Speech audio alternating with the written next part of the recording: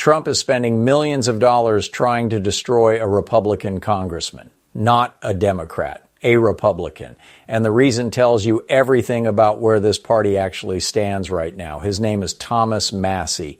7 terms in Congress, Kentucky's 4th district. He voted with the president 91% of the time, 91%.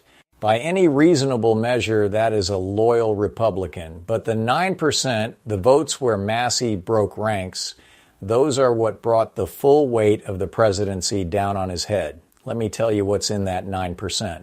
Massie voted against Trump's signature legislation, the One Big Beautiful Bill. He opposed the global tariffs.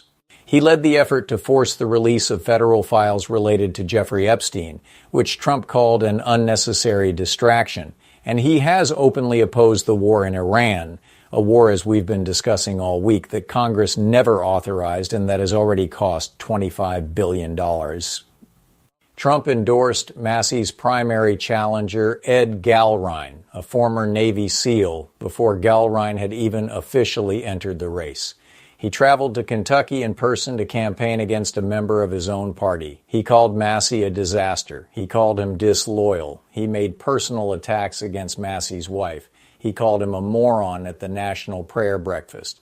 Trump and his political machine encouraged some candidates to run and others to drop out, deployed top lieutenants to outside groups, and spent millions on the airwaves. 70% of TV ads in these races mention Trump by name. The message being sent to every Republican in Congress is unmistakable. Cross me on anything that matters, and this happens to you. And here's what makes this worth paying close attention to right now. Massie said he has encountered plenty of voters who continue to support the president while appreciating their congressman as a fighter. But he also said something else in a recent interview that I think cuts right to the heart of what's happening. He said, "There's a portion of the electorate who doesn't believe that Congress should be independent. They believe that when Republicans control the White House and the Congress, that Congress should just do whatever the president wants." Read that again slowly. A sitting United States congressman is describing a portion of his own voters as people who don't believe Congress should be independent from the president. That is not a fringe observation.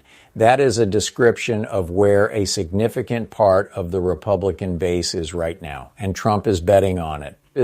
Every primary challenge this month, Indiana, Louisiana, Kentucky, is a pressure campaign. The message from Trump and his allies has been very clear. This is what happens to those who do not stand up for his agenda. Now think about what that means in practice. We just watched Congress refuse to enforce the War Powers Resolution deadline on the Iran war. We watched Republicans block 5 separate resolutions to assert congressional oversight. We watched the Senate leave town on the day the 60-day legal deadline expired. And the question everyone was asking was, why won't they push back? This is why.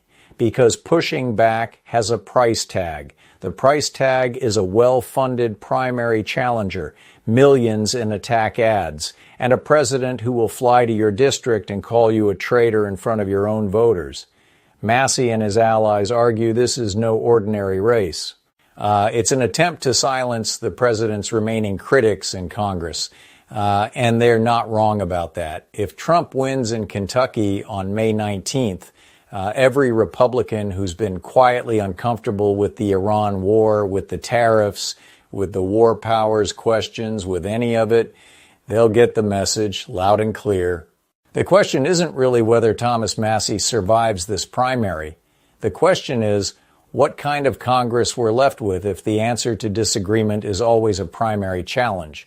What kind of oversight is possible when the cost of independence is your career? And what it means for the next 2 years and the war that nobody voted for if the last few Republicans willing to say no get voted out in May. Tell me what you think about that in the comments. And if this is a story people need to understand before those votes are cast, send it to someone.